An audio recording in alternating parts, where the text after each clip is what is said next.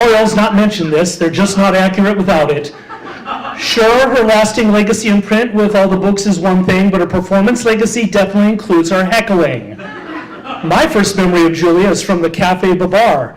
I had been in San Francisco 3 days and was spending my evenings hitting the poetry readings. That night, I got my first merit badge of San Francisco Poetics. Julia judged my poem with the most demeaning grunt I've ever heard.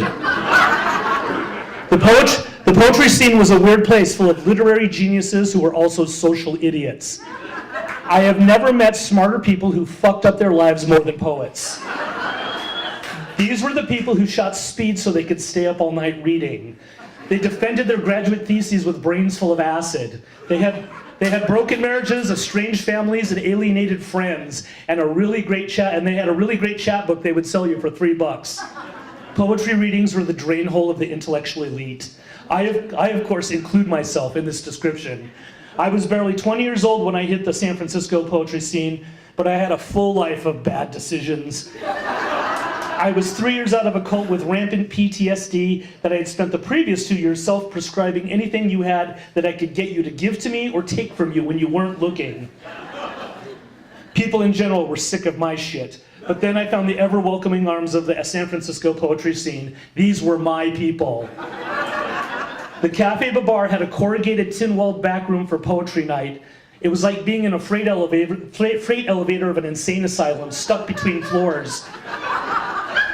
There was more smoke than a John Carpenter movie, which covered the stink of heroin cooking in the bathroom, and the BO of the unwashed literati. Alvin, the proprietor, only gave poets plastic cups because we weren't trusted with glass.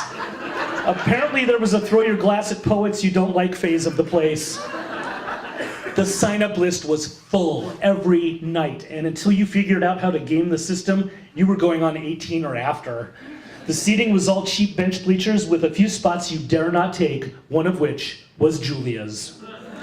Julia sat front and center, usually flanked by David Golub and David Lerner, and they ate peanut after peanut from some industrial-sized burlap bag while they judged your poems. I can't stress enough how small this room was.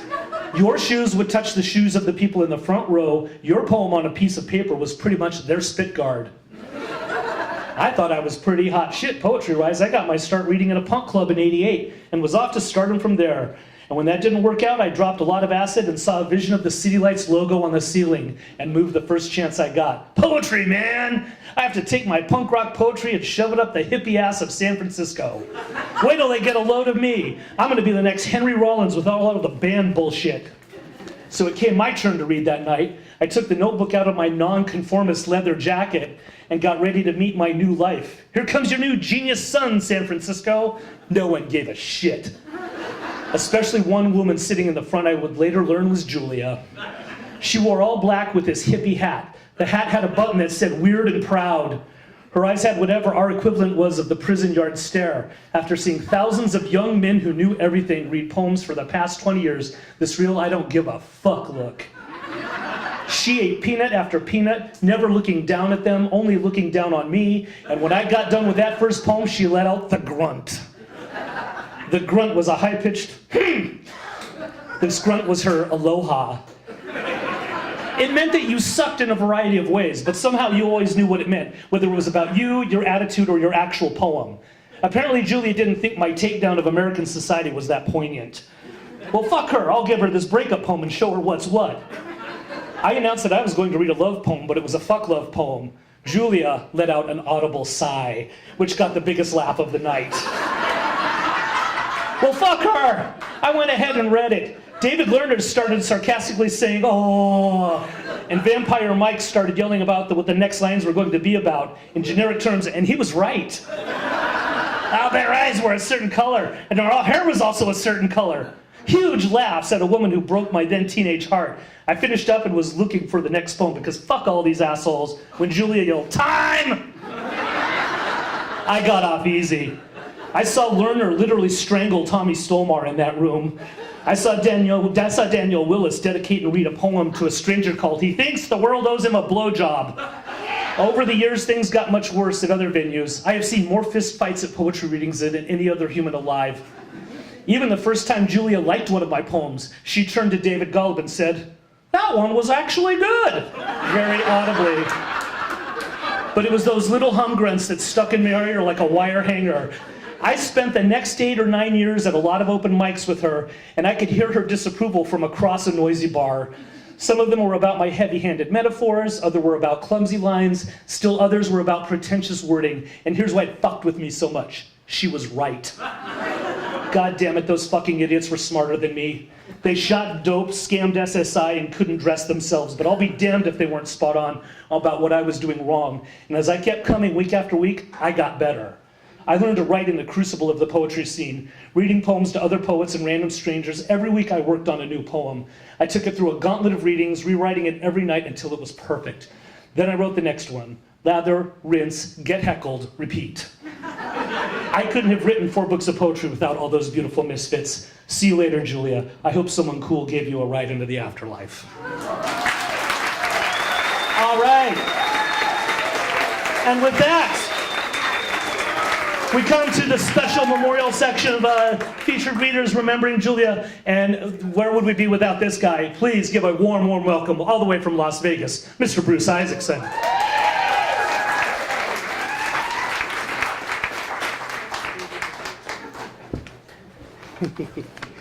Gladiator School for Poets, indeed. On hearing his wings. I wrote this just before when Julia got sick. Okay, Death, you motherfucker. I recognize your bony hand. You might be able to take her, but I spit at you for doing it. You're so heartless and cruel that you're just average in these times. Yeah. She is a Mishkin. She is naive as a caress. When you come for her, she will smile and speak to you gently. If you pause just a little, she will read you a poem. Something about the patience of God in the sunlight and the dust motes and the wrinkles of the hands of a man with nowhere to sleep. She knows the ways of this world, but loves it anyhow. Take a day off, Death. Listen to her poem. We know that life is good. We can even accept how death holds that cure all poets dream for, but she is mild and nice. She's better than your cure.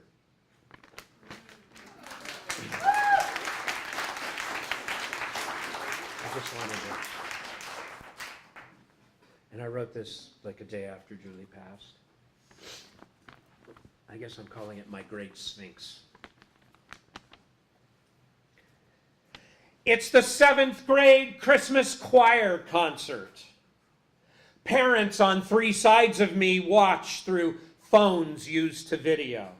The children, just barely, enter in a line in white long sleeves, a simple last moment of innocence before their teen bodies take over. A boy, maybe 14 months, is clapping in time with the music, bouncing up and down on his bum in joy. Any day now, in a simple miracle, he will walk. The singing is pretty good. Just what I needed, delight, after the day spent mostly on obituaries for Julie. The nicest writer was the youngest, a reporter for the Daily Cow who soaked it all in like the prairie-absorbed settlers, stayed clean. There was just so much room compared to the pro who guided the interview like a positron collider, bouncing me like an electron off the guide wall of anything he didn't want to hear. Obits have little to do with poetry, but I want her to be remembered.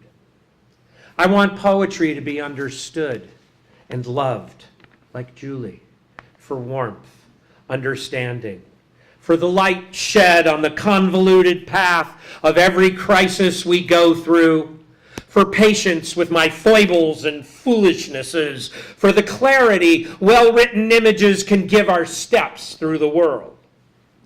Once, before I met Julia, I didn't know this, or know what I wanted from living.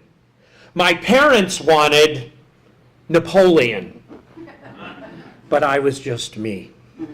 A good student, hard worker, but only half invested in their ideas of achievement. Once, when I was almost 30, death tapped on my window. It found someone hard as two steel balls rolled in the hand of a compulsive, unhappy too. Once, when I was 30, a poet sat with me at the Med. She showed me books that I saw myself in them, heard Ray Charles' piano in the Kaddish, how death is that remedy all singers dream of. Once, when I was 30, it had taken me 10 years to earn a Mercedes. Then I filled it with a crew of poets. We flew through Treasure Island, across the bridge for readings, Angel Island clear in the distance, everyone saying everything at once, absorbing the legends of North Beach, sweet old commies and beatniks and Baumkopfs.